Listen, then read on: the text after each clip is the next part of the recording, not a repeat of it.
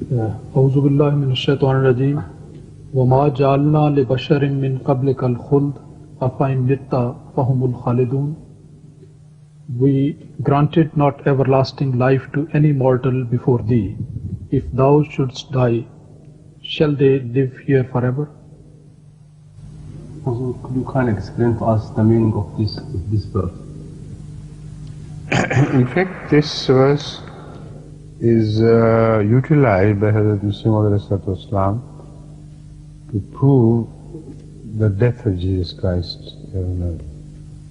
Because the whole style is very clear, and it may apply to as many idolatrous imaginary gods as it may, but Jesus cannot live beyond the time of Muhammad Sallallahu Alaihi Wasallam as long as this verse remains in the Quran, and it will remain in the Quran forever.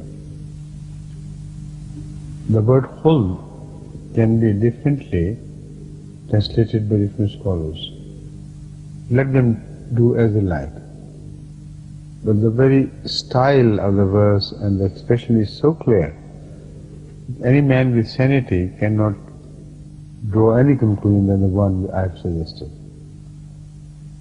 Read it again and then I'll restate.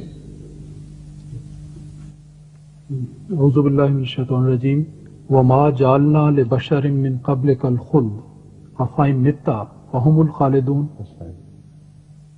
The question was raised regarding the death of Rasulullah Sallallahu Alaihi Wasallam. And some people argued that if he is the best of prophets, why should he die?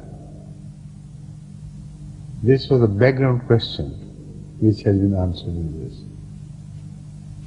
It says that no man has been given khuld enough to live up to your time.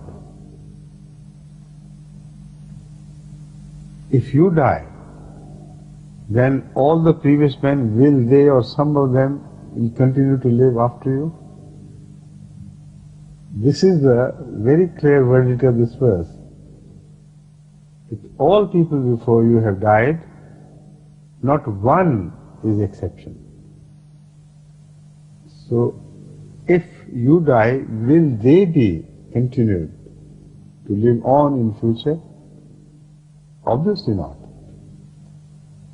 So, if Jesus was a bashar, and he was a bashar, he must have died before the time of Rasulullah Sallallahu Alaihi Wasallam. Whatever meaning of khuld they apply is irrelevant.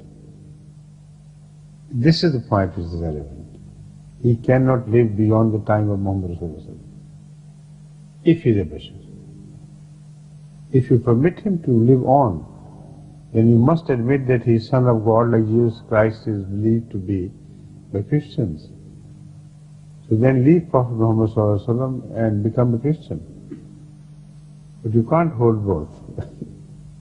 This is a very significant verse, and thank you very much for pointing it out.